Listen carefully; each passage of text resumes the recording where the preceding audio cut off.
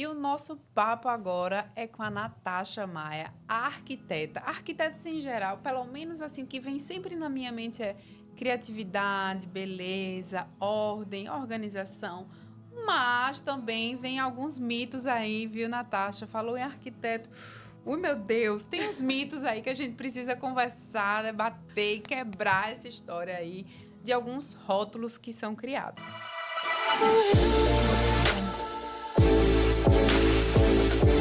Mas antes de adentrar nesse assunto, eu queria que você se apresentasse para as nossas espectadoras que estão aqui nos assistindo. Bom, eu sou Natasha Maia, sou arquiteta, sou casada, tenho uma filha de 17 anos, sou apaixonada pela arquitetura. Entrei nesse mundo, né, que eu vislumbrava de um jeito e realmente ele é muito maior do que a gente espera. E isso me fascina, assim, principalmente o poder que a arquitetura tem, né, de transformar, né, que ela está muito além de transformar a vida das pessoas, de impactar, de trazer resultados, seja negócio, casa, família. Acho que isso que me encanta dentro da arquitetura. Tem uma fase, assim, que você tem mais paixão, assim, tipo, é o começo, o processo criativo, mood board, ver referências, deixar o cliente sonhar. É a fase do tô lá sozinha, como se estivesse, né, criando minha obra de arte. Ou depois, a apresentação. Todas as fases têm suas faces, né? E todas elas são extremamente encantadoras, né? A gente, desde o processo ali de conhecer o cliente, identificar ali as necessidades dele, é muito bom, né? Porque a gente conhece muita gente, cada um com a sua individualidade, né? Cada um com as suas histórias. E o processo também criativo é muito bacana. Eu não tenho uma preferida. Acho que também, assim, uma das coisas que é muito legal também é quando a gente está naquele processo em que está acontecendo, né? Que você fez o projeto e ele está se tornando real. Saindo do papel exatamente. E é palpável, né? Exato. Quando você vê tudo prontinho ali, todo o processo é bem bacana. Joia. Natasha, a gente não vou arrodear muito, não. Já vou direto logo, já vou trazer logo essa pergunta aqui, porque muitas pessoas, quando fala arquiteto, já dizem, Ave Maria, não porque arquiteto faz a gente gastar, não porque arquiteto é caro. Como é que você lida, assim, como é que você faz seus clientes entenderem que há benefícios, né, vantagens tangíveis em contratar um profissional de arquitetura? Paula, eu considero assim que o caro ele é muito relativo, né? A gente precisa ter um parâmetro comparativo para poder identificar que aquilo está caro ou não. Eu acho que o valor da arquitetura ele está muito além, né? De um projeto, está muito além do custo inicial.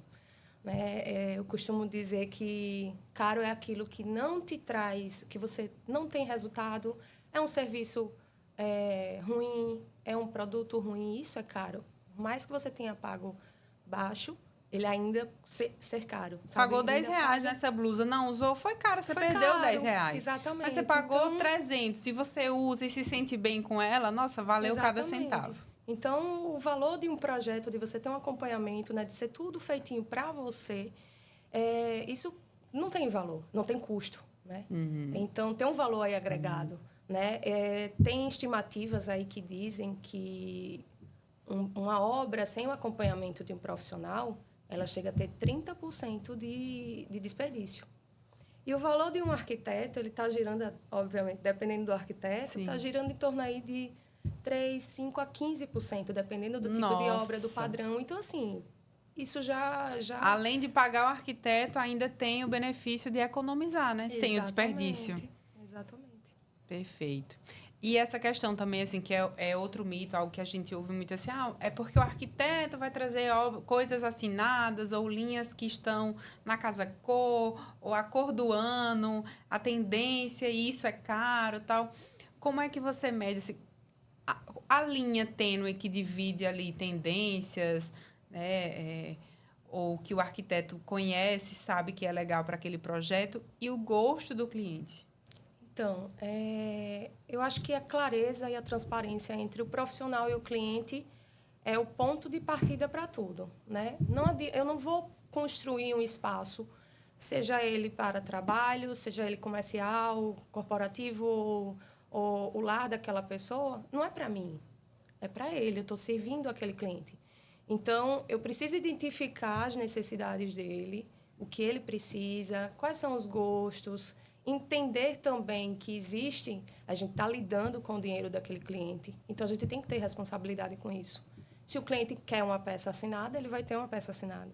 Se ele não quer, se isso é supérfluo para ele, talvez, ele não vai ter. A gente vai buscar trabalhar em cima, realmente, da realidade dele. Eu acho que o bacana da arquitetura, assim, chegou a um ponto, na verdade, de que as pessoas acham que a arquitetura é puro luxo, né? A gente botar tudo que é bonito, perfeito e casas, sabe? Sim. Então, eu acho que a arquitetura, ela, na verdade, ela é para todos, né? A arquitetura, ela está em todo lugar. Esse espaço aqui que você usa é uma mesa, uma cadeira ergonômica. Então, isso é arquitetura, é você trabalhar para o indivíduo. E não você pensar... Para que ele tenha um bem-estar, né? De estar naquele espaço. Uma qualidade de vida, tem tudo isso, né? E outra coisa, assim, que as pessoas... que sempre ronda, né? Todas as áreas, na verdade, né? A inteligência artificial, redes sociais, o acesso à informação... Alguns profissionais sofrem porque o cliente, né, o consumidor, ele acha que dá conta. Não, eu vou no Pinterest. Ah, por que consultora de moda? Eu vou no Pinterest, pego referência, vou montar meu guarda-roupa. Ah, arquiteto para quê? Se eu vou lá, né, pego algumas coisas eu mesmo dou conta de fazer. Né? Quais são os riscos ou assim, o que é que implica? Ou como é que você defenderia aí sua formação? Porque você estuda, né? Você estuda diferentes coisas dentro de uma graduação de arquitetura, né? E como é que você diria, assim, para quem tem essa mentalidade, né? Inclusive pequena, de achar que dá conta de fazer sozinha? Bom, de fato, a internet é um mundo, né? Ela está aí, ela oferece um leque aí de opções para a gente. E eu não consigo nem entender como é que o cliente consegue... se identificar em meio a tanta informação, né? O que acontece? Nós temos uma qualificação, né? Um conhecimento técnico, uma expertise para trabalhar em cima da necessidade do cliente. Então, é completamente diferente você buscar uma inspiração na internet, né? Aquele espaço que você buscou, que você achou bonito, ele funciona para aquela pessoa, mas pode ser que ele não funcione para você. Então, quando a gente cria aquele espaço, é para aquela pessoa, né? Então, tem o seu lado positivo, mas também tem um lado negativo. Outra coisa que, assim, é impossível, na verdade, não é impossível, porque hoje em dia também tem muita, como você falou, inteligência artificial. Mas, assim, nós como arquitetos, a gente faz todo um processo ali do 3D, que são imagens realistas, né, para o cliente. Então, ele tem essa vantagem dele poder identificar o espaço dele antes mesmo de estar pronto. Sim. Né? Então, isso é uma vantagem também. É completamente diferente. Como eu disse, você buscar na internet, talvez aquele espaço não corresponda a você, talvez você não consiga identificar o que você gostou ou não naquele espaço, que está dentro da gente, né? Uhum. Ô, Natasha, e eu vou te dar uma situação, você vai me dizer quem estava errado, o cliente ou o arquiteto. Nem que eu já ouvi uma frase assim... O arquiteto sentou, quando me apresentou o projeto, eu não entendi nada de onde saiu aquilo. Não tem nada a ver comigo, não tem nada do meu gosto, não tem nada da minha história, não tem nada a ver com a minha família. E aí, aquele projeto, olha, eu paguei, mas eu paguei com raiva e eu não usei nada. E aí, quando eu ouvi aquilo, me deu uma aflição, assim, que eu falei, gente, onde a comunicação entrou aí? O erro foi antes da conversa, o arquiteto não coletou informações... de forma eficiente, você usa algum tipo de ferramenta, de questionário, assim, para entender, né, o que é o gosto do cliente, para não propor algo que seja a Natasha que está pensando. Isso. E até o pós, como assim? E esse cliente, ele não falou para o arquiteto ou não, me representa, vamos refazer? Uhum. Então, aí eu fiquei nessa, quem errou ou quem errou mais nessa situação? Como é que você lida ou se blinda de situações como essa? O que acontece? Existe uma reunião de briefing, né? Essa reunião é um momento em que a gente se encontra com o cliente, passa em torno de 2, 3 horas, e a gente vai identificar tudo, todos os gostos, todas as necessidades, como é a rotina daquele cliente, o que é prioridade para ele, o que não é. Então, eu acho que a partir do momento que existe essa clareza ali nas informações, onde você busca coletar tudo isso, que é essencial para o cliente, dificilmente você vai errar, né? Eu costumo ser até um pouco chata, porque eu peço... Olha, me manda inspirações também, porque eu acho que é importante a gente ter. E essa questão da inspiração, ela não tem referência com cópia. Né? A gente identifica ali coisas que até... Os elementos, exatamente, né? que o próprio cliente, às vezes, não consegue identificar o porquê ele gostou daquilo ali. Então, a gente vê pontos em comum naquelas referências. Foi a madeira. Sabe? Percebo que ele gosta dessa coisa mais rústico chique. Isso. Então, a partir dali, a gente consegue trabalhar de uma forma mais assertiva, né? Então, eu não sei quem errou nesse caso, mas eu acho que se existe a clareza realmente... um bate-papo ali com o cliente e buscar realmente entender as dores dele. Eu acho que vai funcionar de uma forma mais assertiva e você vai deixar o cliente mais... E tem que ter confiança e transparência, né? Isso. Porque se eu não te falar, por exemplo, qual orçamento que eu tenho, porque tem gente Também. que fica com vergonha, e isso para tudo, tá na área do marketing também. Aí a pessoa não fala quanto ela tem disponível para investir no mês. E, de repente, o profissional ele vai propor, né, que ela faça, sei lá, tráfego pago. Mas ela não tem verba naquele momento. Se ela não trouxe isso, aí o profissional vai propor algo. Então, você trabalha também com essa coisa assim de, quanto podemos gastar, ou qual é o nosso teto? Como é que funciona essa questão tentar fazer com que o cliente se solte, né? E realmente fale. É um pouco difícil. Muitos falam valores que não correspondem. Falam mais baixo com medo de você gastar. Tem um pouquinho disso também, mas a gente sempre tenta, né, colher essa informação, porque ela é tão essencial quanto a gente saber o gosto dele e a gente saber o orçamento. Senão, não vai adiantar. A gente vai fazer um projeto que vai fugir um pouco. Olha, eu acho que se eu fosse arquiteta, eu não passaria assim. Você tem que me dizer quanto vamos... Porque se você me disser assim que você tem 200 mil para reformar esse apartamento... E aí você está me dizendo que você quer, sei lá, esse sofá aqui, que só ele sozinho é 60 mil, a gente está usando uma porcentagem alta do seu orçamento só no sofá. Mas a gente tem isso e isso, você também diz que quer aquilo. Né? Então, para condizer entre o sonho, a referência e o orçamento que é possível, para depois ele não comprar o sofá, ver o todo e achar, de repente, não ficou como eu queria. Mas não ficou porque nós usamos o orçamento de forma errada. Exatamente. Então, fica a dica aí. Você tem que ser sincera com a sua consultora, com a sua psicóloga, com o seu fisioterapeuta, com o seu médico, com a sua arquiteta. Porque eu percebo que é um comportamento muito comum. Ele não é certo, ele não é normal, mas ele é muito comum das pessoas omitirem algumas informações. Sabe quando a gente vai na nutricionista e tem medo? E a gente diz, não, eu tomei as vitaminas. E aí ela olha o exame e fica preocupada, porque, nossa, você tomou o suplemento e você tá aqui com anemia e tal, peraí, né? E a pessoa tem aquele medo de falar, né? E é uma questão que nós, todos os profissionais de todas as áreas, precisamos trabalhar, né? Esse acolhimento e fazer com que o cliente... Não, eu vou ser sincera, minha arquiteta... solta, né? E ele traga a verdade. Vai lidar com o dinheiro dele, né? No final. Então, se a gente não tiver essa clareza, o resultado não vai ser o que ele espera, né? É uma pergunta difícil, mas de repente você lembra aí. Teve algum caso, assim, alguma reação de cliente? Tipo, você colocou na TV, no computador lá o projeto, foi apresentar.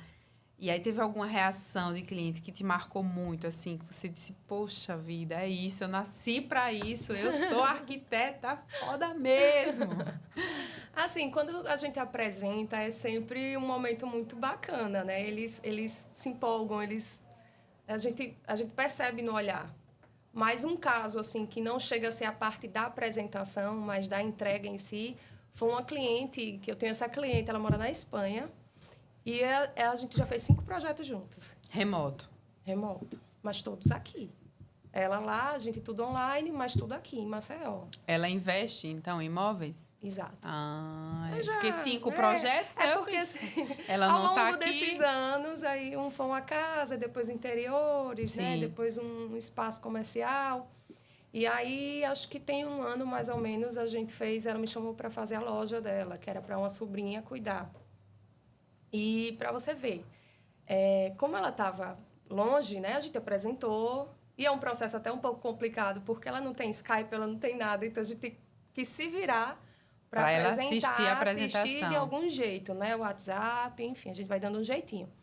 E ela aprovou e o processo aconteceu aqui, eu acompanhei, fui lá fazer as visitas, arrumei as pessoas, né, os profissionais, parceiros para trabalhar dentro daquele projeto. E o bacana é que ela veio, após 5 anos, sem vir para o Brasil, ela veio para a inauguração dessa loja. E, assim, isso que foi muito legal, sabe? De você ver a experiência que ela teve de ver pela primeira vez. Porque o que é que acontece? Os clientes, eles são ansiosos, né? Sim. A gente está ali, a gente entrega o projeto, começa a obra e o cliente está praticamente assim, dia sim, dia não, dentro da obra. Então, quando você está acompanhando assim, você vê o processo acontecendo, né? Você vê todo passo a passo. Ela saiu do projeto e viu tudo 100% já pronto. Bem então, lar doce lar. Exatamente. Então, foi bem bacana, sabe? O resultado, assim, a sensação dela quando eu cheguei lá na inauguração e tal. Então, foi um caso que me marcou, eu gostei bastante. Aí, então, já me gerou aí essa cliente uma curiosidade, assim, né? Há essa relação realmente de que um projeto arquitetônico, ele pode... né, valorizar um imóvel, torná-lo mais caro, né, tornar essa venda ou esse aluguel, assim, de você, né? Eu tenho um apartamento aqui, eu vou alugar e o aluguel dele é R$ 1.500 por mês. Né? Eu dou uma ajustada, uma melhorada, faço, de repente, até uma consultoria, nem precisa ser né, uma grande reforma, mas eu faço uma consultoria online com a Natasha ali, que é algo mais rápido, mais pontual, dou uma cara nova e eu consigo vendê-lo ou alugá-lo mais caro. Tem essa relação, então. Com certeza, sem sombra de dúvidas. Eu vou te dar até um exemplo. Quando você coloca o seu apartamento para vender, você vai receber o corretor e um possível cliente. Você arruma uma casa. Você não recebe o cliente, o corretor, com a casa desarrumada, né? Bagunçada. Então, é o mesmo princípio. Se você quer atrair um público diferente, se você quer cobrar mais caro, se você quer ter um padrão elevado na sua construção, no seu apartamento, você precisa investir nele. Você precisa ter um diferencial. Não adianta a gente querer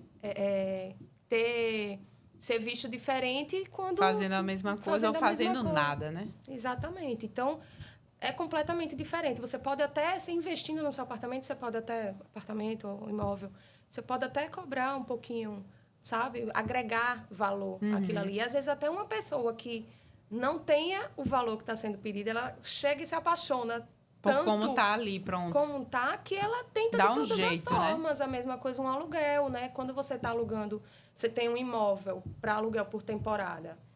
Quando você busca uma pousada, você não busca um espaço, né, todo decorado, bonito, atrativo? Mesma coisa, você não vai alugar um espaço que não esteja, né, dentro das características estéticas que você gosta, né? Natasha, eu defendo muito, né, no meu método, o Sirva, né, tem o S de imagem, né, porque o I de imagem, porque o S de solução você tem um bom produto para vender, né, seja uma taça, um café, um brigadeiro ou uma roupa, você tem um bom produto, uma boa solução. Mas, para vender, você precisa também de uma boa imagem. Então, se você quer vender uma roupa mais cara, se a sua loja ela tem uma ambientação, se ela tem um cuidado, né? Quando o cliente entra na loja, ele percebe que tem algo diferente ali, ele sente que houve um cuidado naquele espaço. Exatamente. O preço, a peça pode ser até a mesma que vem de uma loja mais barata, só que o cliente paga mais caro porque ele sabe que ali é outro padrão, ele percebe, né? Percebe. Eu tenho até um vídeo no Instagram falando sobre isso, né?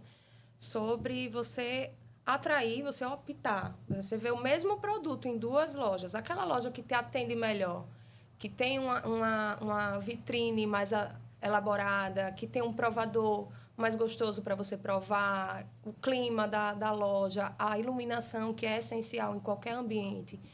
Então, às vezes, você paga mais caro naquela loja que está mais arrumada. Você poderia ter pago mais barato. mas o ambiente daquela Faz ali você te se chamou. sentir bem lá, né? Exatamente.